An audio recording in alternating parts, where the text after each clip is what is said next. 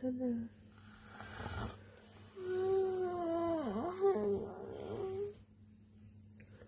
啊！媽媽，點解我瞓極都咁攰嘅？因為而家已經係春天啦，你記唔記得有首唐詩叫做《春曉》啊？佢個而家講緊就係正正就係你而家咁樣嘅情況啦。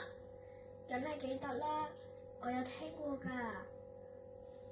春曉係邊個作㗎？你知唔知？梗係知啦，孟浩然啊嘛。咁不如我而家用普通話讀一次俾你聽啊！好啊。春曉孟浩然，春眠不覺曉，處處聞啼鳥。夜來風雨聲，花落知多少。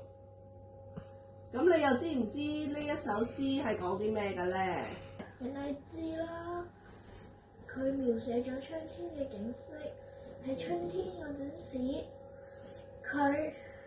我哋大家都會瞓極都會覺得好攰，成日都聽到雀仔嘅叫聲。夜晚嗰陣時會聽到雨聲，跟住第二日一醒返就見到成地都係俾雨打落嚟嘅花。咁你又知唔知喺唐朝嘅時候有好多嘅詩人咧，其實都係講廣東話㗎。所以如果我哋嘅唐詩咧，用廣東話去讀咧，係會更加能夠咧聽得出佢嗰個平仄同埋押韻㗎。咁不如你而家用廣東話讀一次俾我聽啊！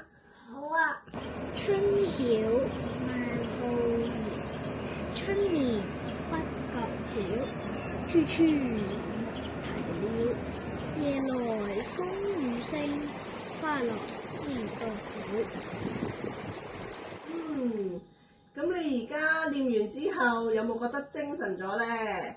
咁不如而家快啲去刷牙，我哋出去食早餐啊！好啊。